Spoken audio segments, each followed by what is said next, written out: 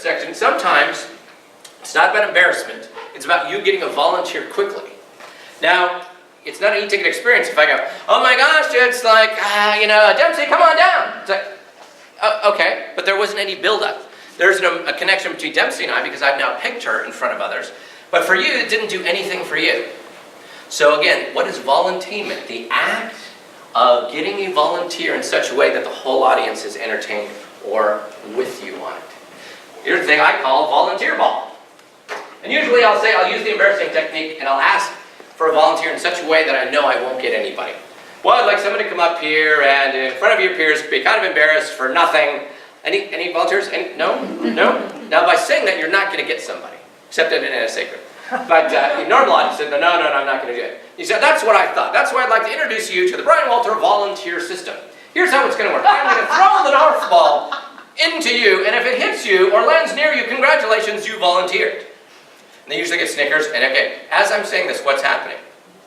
He can't throw that far. I'm safe. He's not going to peg me in the front row. I'm probably good, but he's kind of uncomfortably close to me. He might hit auto. You guys are already thinking these things here. But then I take it to the next level. It's like, however, there's a twist. If I throw it up and you catch it, you have a choice. You can come up, or you can have the person sitting next to you come up instead of you. Always I actually get a, I always get some sort of response, and people are starting to applaud. They're, okay, Richard, you're so going up if I catch this. They start thinking this. Okay, and then it's like, okay, ready? On the count of 3, I'm going to toss it up. Okay, 1, 2, and every single person in your audience within anticipated throwing distance is with you at that moment. There you go. And then boom! Now what, again, as soon as I went there, okay, this inside voice, and then George goes, okay, no, okay, then Linda's like, catch, dodge, catch, dodge, catch, dodge, catch, dodge. It's like, one behind you is like new members going, I would hurt her if I went through her head to get it, so okay. So people like it, so they go for it. Now if they get it, it's like people applaud. Why are they applauding? Because we're strange human beings, and it was a moment of drama. Small drama, but still drama. Now the best part is to also tap into human nature. It's like, okay, ready? Here we go. And you go, up in the air! Boom! Okay, there you go. So you do distraction. You get 2 people at one time. When I throw something up in the air, okay, your eyes will follow it, because we're animals. And our reptilian brain, movement. Okay, even the dog is like, well, okay. Should I fetch that? I don't know. Okay. So, anyway, so I throw it up in the air. Everybody's guys, up. And then I take the nerf ball, and then I just peg the guy. Just peg a guy.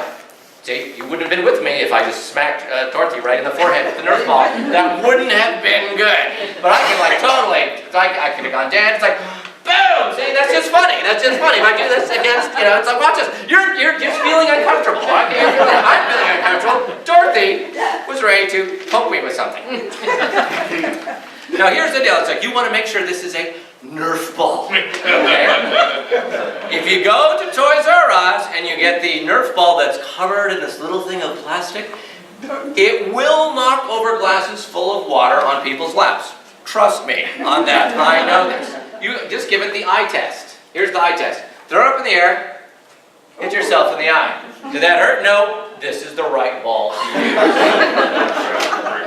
Volunteer ball. This works with any size group. You're like, oh my gosh, wait a minute. Well, what if there's only 30, 40 people in here. What if there's, a big group here. It's like, okay, what if there's several hundred or 500 or 600 people? 2 choices.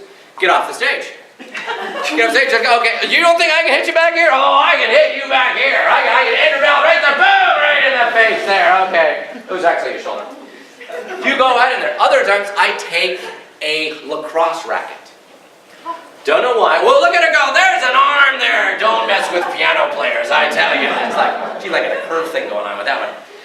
I use a lacrosse racket. Not that I'm good at that, but lacrosse is inherently funny. It's a stick where you're allowed to whack people, apparently. So it's a funny sport. So I go like this, and it's like an 8, and you just flick it. And you'll be amazed how far it will go. And when you have that racket, no one knows how far you can throw. And you have everybody with you. Simple technique, volunteer ball. You do this quickly, and people are with you. All right, two more techniques here. One is choose the pointer. Now there's going to be some times where you're going to ask for a volunteer, and before you can even get your next sentence out, there's going to be a guy, and it's always a guy, who's pointing at the person you should pick. I'd like to get involved. Dorothy, it should be Dorothy. Oh, you should totally pick Dorothy. You should pick her. You see this happening. I nicknamed him Schmuck Boy. But anyway, see, so Schmuck Boy is like pointing, pick her. And everyone knows this guy. And everyone's thinking, oh, gosh, that guy. What you do is you choose the pointer. You go over there and you're like, it's like, let's say Otto, not that Otto would do that. Let's say Otto would do, could you mind pointing it? Okay, I will absolutely choose the person pointing. Thanks so much, Otto. There you go. And I hold his hand, pull him up. And suddenly Otto's like, oh. And then you watch the transformation. He realizes, I've been busted and everyone's staring at me. The only thing I can do is totally be your best contestant ever. Because if I don't, I look really bad. Sure, let's play. So, and no matter what you do to him, the audience loves you. The audience loves you because there was justice. And when I say, I choose the pointer, Otto, thanks for volunteering Dorothy when you really wanted me to pick you, come on down. And everyone is, yes, thank you for picking him. Now occasionally, you're going to just pick somebody, because sometimes you just pick somebody. And you'll realize in that moment, as you pick them, on the body language as they stand up, that you've made a horrible mistake.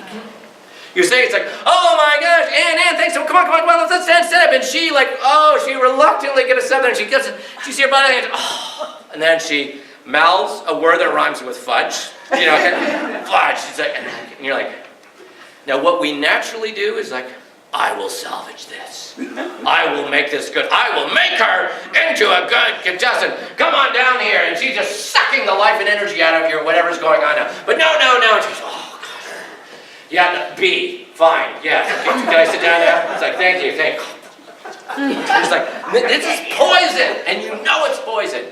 What you want to do is instead of trying to convert her, into a good contestant, you release her. So the technique is called the reprieve.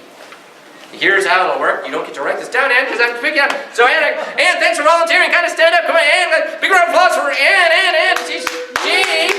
Well, what she's going to do is pick our volunteer. Who should I pick? Now, boom. Did you see naturally? Thank you. Naturally, how her body language. Oh, I don't know who she gets to pick our volunteer. Well, okay. Let's see. I'm going to pick Mike. So they're instantly transformed into, I am powerless, I don't want to do this, to I am a powerful picker. I pick you, yes, oh, I feel so powerful. I love it, this guy's good. That is what will happen. It's the reprieve. So again, what I've been showing you now is, when we say, it's like, okay, how do you add production values? How do you add sizzle to something to make something more engaging for the audience here? Don't want you to think it's like, oh, I must do something incredible with my content. It's craft. It's craft. These are all simple techniques that you can ratchet up. You could have it be a t-shirt cannon that you shoot into an audience of 300 people, and whoever it hits, assuming you have insurance, volunteers. Okay, that's the hunt.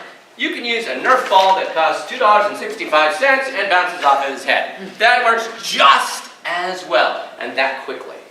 Questions?